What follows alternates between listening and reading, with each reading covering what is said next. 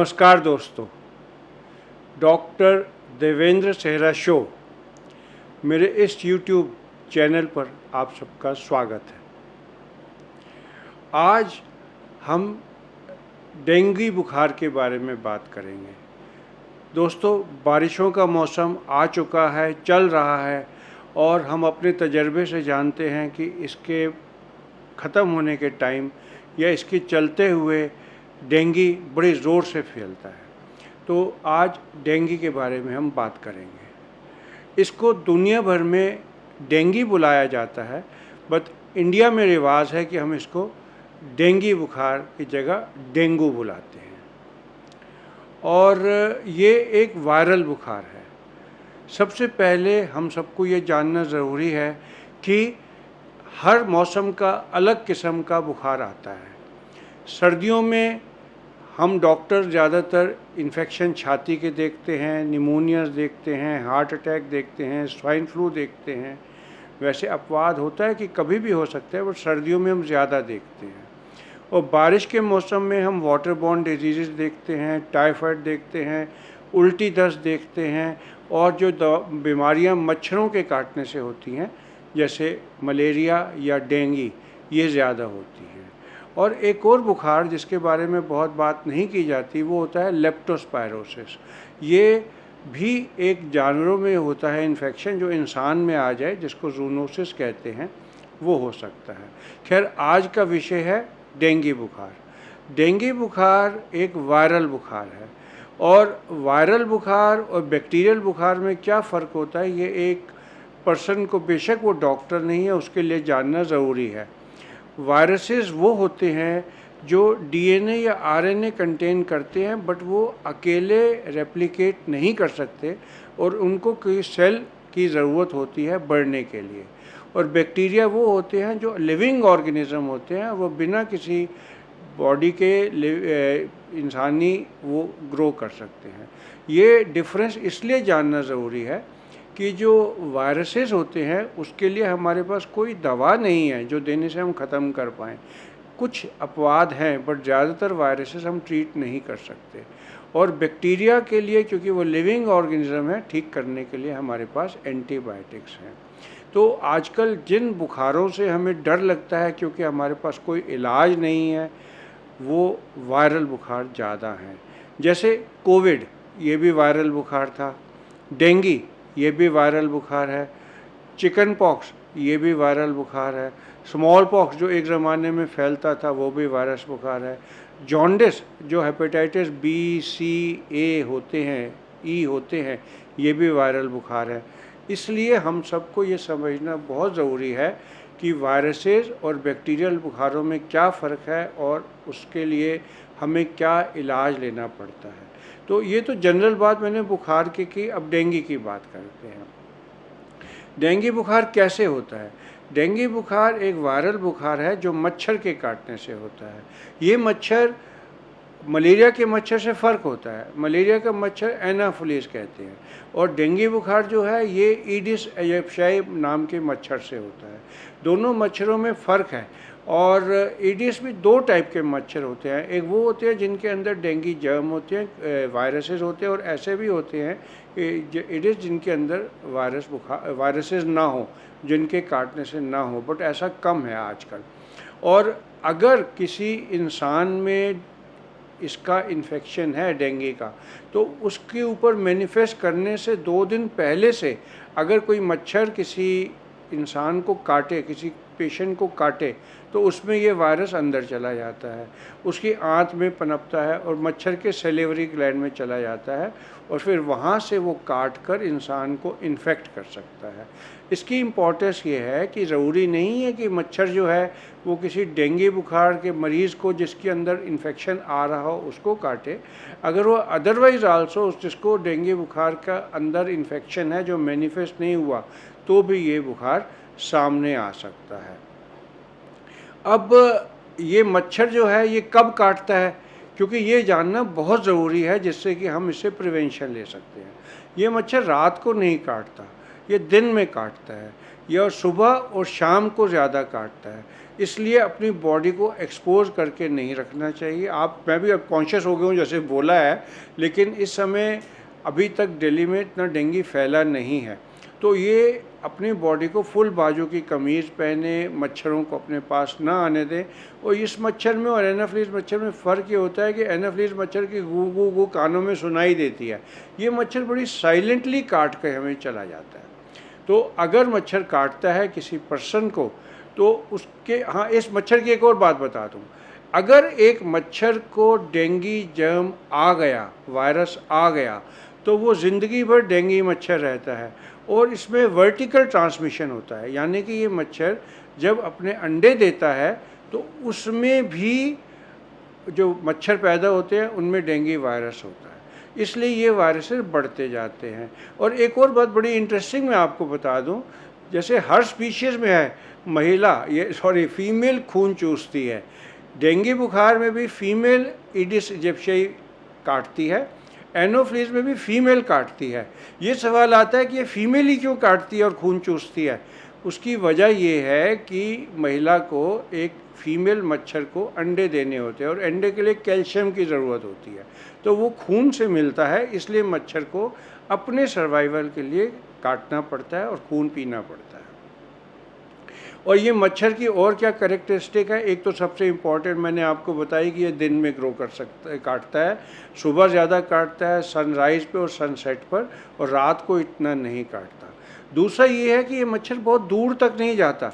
अगर आपके घर में किसी को ये हुआ है डेंगू, तो आप ये समझ लो कि वो मच्छर आपके घर की छत पे है या पड़ोस वाले में है, क्योंकि ये 200 मीटर से दूर नहीं जाता।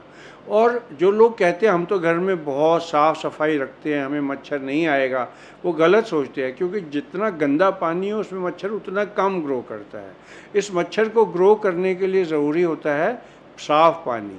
अगर आप अपने घर की छत पे जाएंगे, अगर आपको वहाँ पर कोई टूटा हुआ कप मिले, कोई टायर पुराना रद्दी का पड़ा हुआ मिले कबाड़ी का, उसमें अगर 1-1 मिलीमीटर साइज़ का पानी भी है और अगर कप में थोड़ा सा बारिश का पानी भी है, तो मच्छर के लिए ये बड़ा अच्छा माध्यम है ग्रो करने का।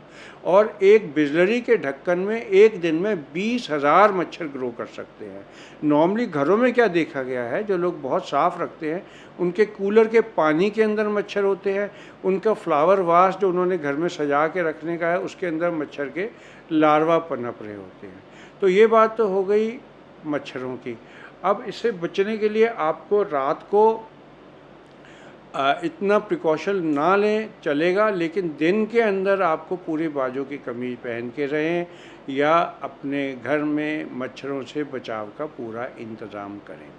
अब आ जाती है बात मरीज़ के ऊपर, डेंगू के क्या लक्षण होते हैं।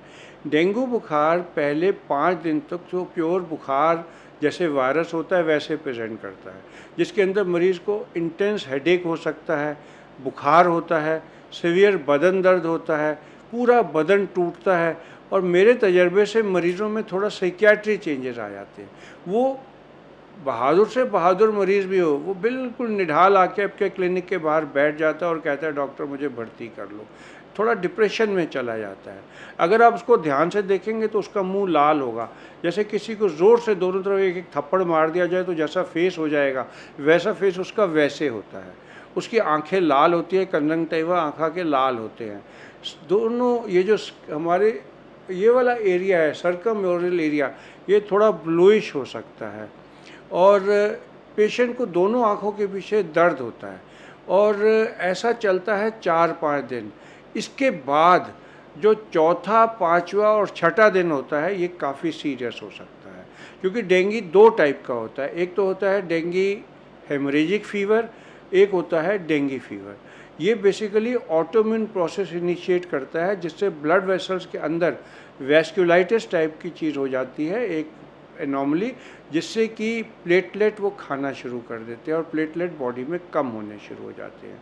और प्लेटलेट कई बार इतने कम हो जाते हैं कि वो रिस्की माध्यम में आ जाते हैं और मरीज़ को ब्लीडिंग हो सकती है, उसको थूक में ब्लड आ सकता है, उसके अगर आप स्किन में ऐसे देखोगे तो छोटे छोटे पैच हो जाते हैं जिसको हम डॉक्टर लोग पर्पोरिक स्पॉट्स कहते हैं। और ये टाइम सबसे सीरियस होता है। जब बुखार उतरता है तो मरीज़ के रिलेशन थोड़ा सा खुश होते हैं कि बुखार उतर गया, लेकिन हम डॉक्टरों के लिए सबसे सीरियस टाइम होता है, क्योंकि ये जिस दिन बुखार उतरा उसका अगला दिन और उसका एक दिन पहला वो दिन होते हैं जिसमें पेशेंट कैपिलरी लीक में जा सकता है। कैपिलरी लीक का मतलब होता है कि ब्लड वेसल्स जो होते हैं उनमें से फ्लूइड सीरम लीक करना शुरू कर देता है और वो पेशेंट को प्रॉब्लम क्रिएट करता है कि उसका बीपी लो जा सकता है। आप इमेजिन करो कि आप एक घटिया क्वालिटी का cast iron pipe CI pipe अपने बाथरूम या किचन के लिए लेकर आए हो और उसमें से पानी लीक करके आपके घर के प्लास्टर में चला गया और सारी दीवार में सीलन आ गई।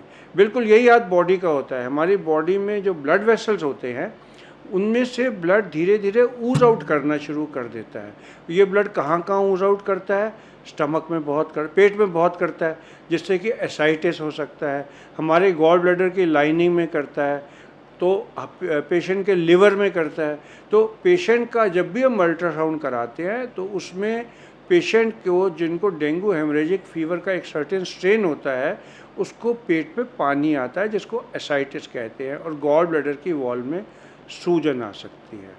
और उसके बाद प्लेटलेट काउंट कम होता जाता है। कई मरीज़ों का तो 30-40 हज़ार पे रुक जाता है, कईयों का इतना कम हो जाता है कि हमें उनको प्लेटलेट ट्रांसफ्यूजन देना पड़ता है। अब ये सवाल कि कितने पर प्लेटलेट दिए जाएं एक बड़ा ट्रिकी सवाल है, क्योंकि अगर प्लेटलेट काउंट कम होने की वजह डेंगू नहीं कोई और है, जैसे परपुराज होते हैं, ITP, B12 की कमी होती है, ब्लड कैंसर्स होते हैं, ब्लड डिस्क्रेजियर्स होते हैं, उन सब में इंडिकेशन फ़र्क है। कईयों में तो वो कहते हैं 50,000 से कम दो, लेकिन डेंगू में जो हमने अपने तजर्बे से देखा है, जो पेशेंट प्लेटलेट अफोर्ड नहीं कर सकते, अगर उनका 20,000 10,000 भी पहुंच जाए वो सब ठीक हो जाते हैं। और एज ए डॉक्टर हम लोगों को प्रॉब्लम ये आती है कि पेशेंट पैनिकी होते हैं और हमें कहते हैं ब्लड चढ़ाओ, प्लेटलेट दो जल्दी। अब उसमें ये भी देखा गया है कि जितने हम प्लेटलेट देते जाते हैं उतना पेशेंट का इम्यून रिस्पांस एनहेंस हो जाता है।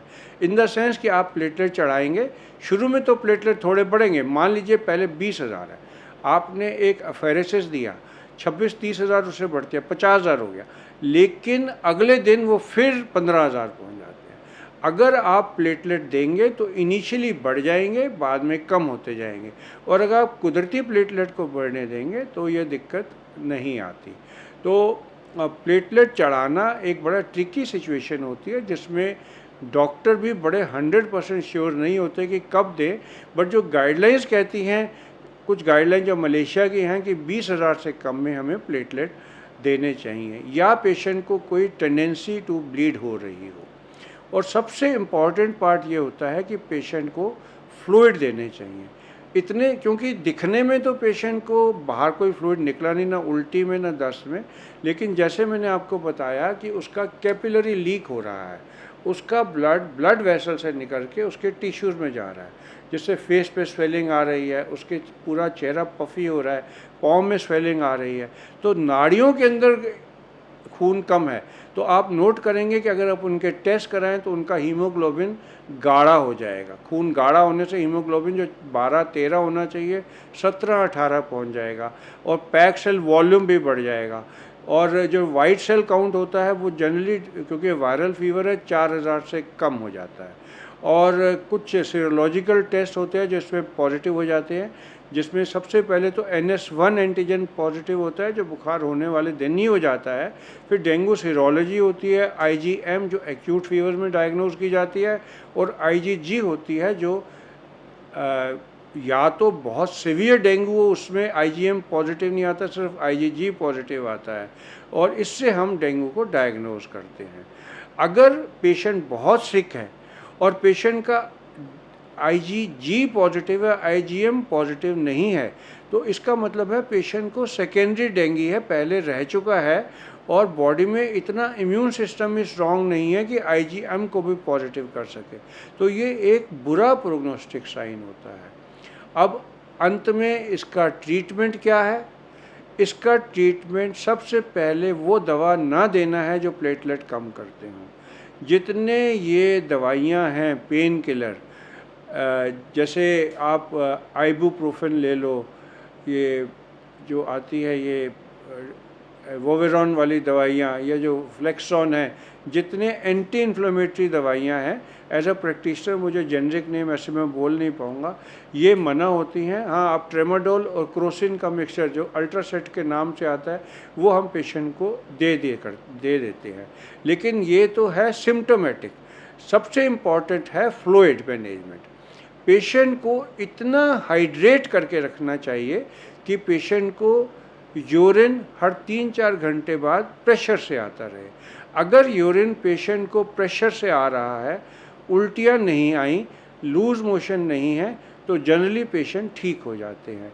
अगर पेशेंट को बेचैनी बहुत है, घबराहट बहुत है, प्लेटलेट काउंट का रैपिड फॉल हुआ है और पेशेंट ड्राउजी सा हो रहा है, तो वो इंडिकेशन होती है कि पेशेंट को हॉस्पिटल जाकर इमीडिएटली एडमिट कराओ। उस समय ज़रूरी नहीं है कि प्लेटलेट काउंट देखो कि 40,000 50,000 है। अगर 1 लाख से ऊपर प्लेटलेट काउंट भी है और पेशेंट घबराया हुआ है, बेचैन है, और ऐसे केस में पेशेंट को एडमिट कर लेना चाहिए। सबसे प्रैक्टिकल पॉइंट जो आप घर में देख सकते हैं, पल्स अगर फास्ट हो रही हो, अगर पल्स 120 से ऊपर जा रही है, अगर बीपी में ऊपर और नीचे के ब्लड प्रेशर में 20 का अंतर रह गया है, जैसे उसका ऊपर का बीपी 100 है और नीचे का 80 है, तो वो इंडिकेशन ऑफ एडमिशन है। लेकिन अगर ऊपर का बीपी 120 है, नीचे का 80 है, तो पेशेंट इतना सीरियस नहीं है। तो अगर ऊपर का बीपी 140 है और नीचे का 120 हो गया, वो इंडिकेशन ऑफ एडमिशन है। हम डॉक्टर लोग इसको पल्स प्रेशर कहते हैं। जब सिस्टोलिक ब्लड प्रेशर और डायस्टोलिक ब्लड प्रेशर में 20 से या उससे कम का अंतर हो जाए, तो ये दिखाता है कि पेशेंट को डिहाइड्रेशन हो रही है। तो पेशेंट को अगर हम एडमिट करते हैं और उसको फ्लूइड हम उसी हिसाब से देते हैं जितनी उसको ज़रूरत हो, और कैपिलरी लीक अगर एक बार शुरू हो गया तो पेशेंट डेंगू शॉक सिंड्रोम में जा सकता है। और डेंगू शॉक सिंड्रोम में मॉर्टेलिटी वर्ल्ड के बेस्ट सेंटर में भी 1% है और रूटीन में 2.5% तक मॉर्टेलिटी है। यानी कि डेंगू हेमरेजिक फीवर के पेशेंट अगर इनको फ्लूइड दिया जाए, उसके बाद भी एक सर्टेन परसेंटेज ऑफ पेशेंट्स नहीं बच पाते, 2%। वो एक बहुत बड़ा नंबर है। मैंने पिछले 40 साल में मेरे गिन नहीं पाता, एक टाइम मेरे अंडर 90-92 पेशेंट जिस हॉस्पिटल में मैं काम कर रहा हूँ एडमिट होते थे, और इससे हमें बहुत तजर्बा है। लेकिन हमारे हाथ में नहीं होता कौन सा मरीज़ सीरियस होगा, कौन सा नहीं होगा। इसलिए सबसे इम्पॉर्टेंट है कि हमें इस बीमारी के बारे में अवेयरनेस हो और हम इससे बचने के लिए सारे उपाय करें। और जैसे ही बुखार हो, इमीडिएटली आजकल के मौसम में डेंगू का भी सोचे, जो हमने अपने हॉस्पिटल में सोचना शुरू कर दिया है। और dengue serology, dengue NS1 antigen ज़रूर टेस्ट करा लें। और प्लेटलेट काउंट अगर डेंगू पॉजिटिव आता है तो चौथे, पाँचवें, छठे दिन कराएं अगर मरीज़ घर पर है, और अकॉर्डिंगली उसको मैनेज करें। मैं लिटरेचर में देख रहा था, चाहे इंडिया में अभी अवेयरनेस नहीं आई, 2 वैक्सीन्स आ चुकी हैं। एक वैक्सीन डेंगू की तो आई है यूरोप में, एक अब्रॉड आ चुकी है, जिसका अभी तक मेरे को समझ नहीं आता कि इंडिया में इतनी अवेयरनेस नहीं है या कमर्शियल अवेलेबिलिटी क्यों नहीं है। तो मेरा बेसिक आज का आपको डेंगू के बारे में जो मेरे को तजर्बे से पता है ये बताना था। एक मोटे प्रैक्टिकल पॉइंट जिसको जानकर आप सबको नॉलेज बढ़ेगी और आप इससे बचने के लिए मच्छरों से बचने के सारे उपाय करेंगे। और अगर आपको बुखार हो जाता है तो गलती से भी एंटी इन्फ्लेमेटरी ड्रग्स मत लेना, जिससे कि प्लेटलेट काउंट और कम हो जाए, और डिस्प्रिन वगैरह का सेवन भी मत करना। तो आज के लिए बस इतना ही। अगर मेरे को आपको इस तरह के मेरे अपडेट ठीक लगते हों, कुछ सीखने को मिलता हो, तो प्लीज़ मेरे चैनल को सब्सक्राइब कर दीजिए और जो कुछ मैंने आपको बताया अगर आपको लगता है वर्थ है तो आगे इसको शेयर कर दीजिए और लाइक कर दीजिए।